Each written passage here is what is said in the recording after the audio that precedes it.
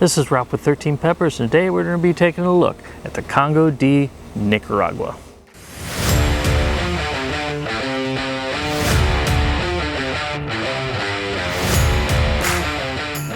Now, the Congo de Nicaragua pepper is an absolutely gorgeous plant when it's actually growing. I'm going to throw a picture up here because me holding it really can't see it. These are tiny, tiny little pods.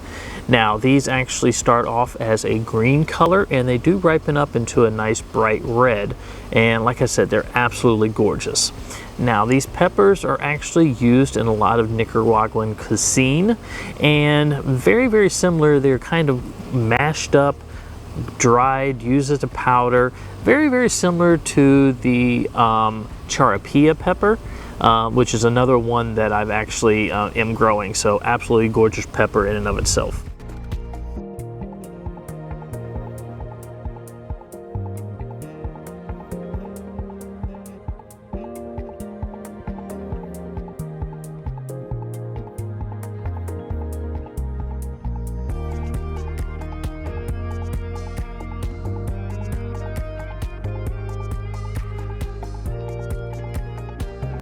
Now, the Scoville on this pepper ranges anywhere between 100 and 300,000 on the Scoville scale. And yeah, it's great, great flavor. I typically go ahead and when I grew these last time, and it's been a couple years since I've grown them. These are seeds that I've actually had that I've not grown out for a couple years. I've just had them. I decided I was going to go ahead and grow them this year. And yeah, they turned out great. Germinated well, no issues or anything like that.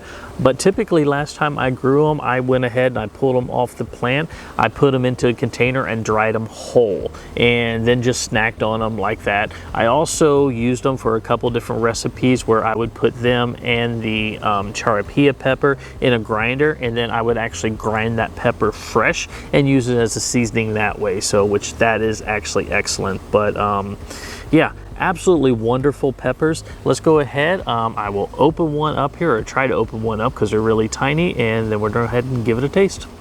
I have some absolutely gorgeous peppers here, but they are tiny. You can take a look and everything right there. So I'll go ahead and I'll cut one open, but it's going to be probably hard to see. Oh, there you go. That was actually a good cut. You can actually tell that there's just plump full of seeds and everything like that too. So it's very, very similar to the ahi charapia when you're taking a look at size, seeds, and everything else in it too. So very, very tiny, but very, very cool looking pepper.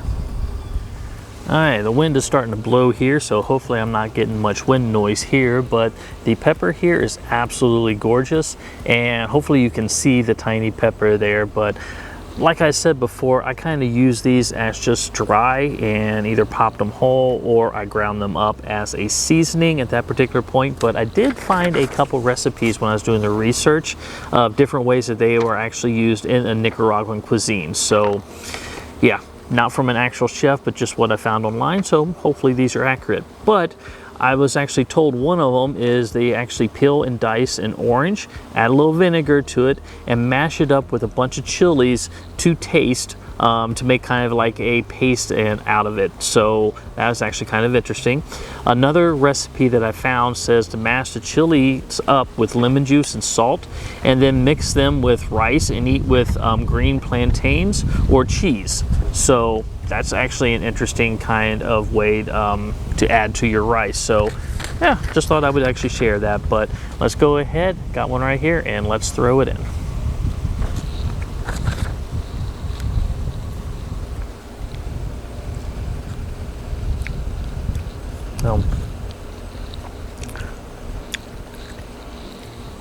Takes a moment to chew up just because you have the amount of seeds that kind of disperse, but with the pepper and everything like that, it got a, I don't know, it got to me like a flavorful burn. It's got a little bit of a sweetness to it. I kind of get a, it's kind of a sweet earthiness to it, and typically I don't care for like earthiness in my peppers. And I'm gonna try to block the wind off my mic here, but I really don't care about earthiness in the peppers. But this actually has like a sweetness on the actual pepper itself, which kind of actually complements the earthiness, which is actually good. So I like it. Heat level and stuff like that, that one I just ate was probably closer to 80,000, maybe 100,000. Got a good little punch and kick to it, so, but yeah, it's not too terribly bad. The seeds just kind of make it a little bit chewy when you're eating it as a fresh pod. Now, when it's dried and eating it, seasoning it that way, it doesn't have its earthiness flavor, but I still do get kind of a little bit of a sweetness out of it. And honestly, that is the best way of actually doing it. Just dry these things whole and then put them in a pepper grinder and just grind fresh pepper onto whatever you're serving. So yeah, but that is about it. That is actually a great tasting pepper, so I love it. Cool, I think the one's dying now.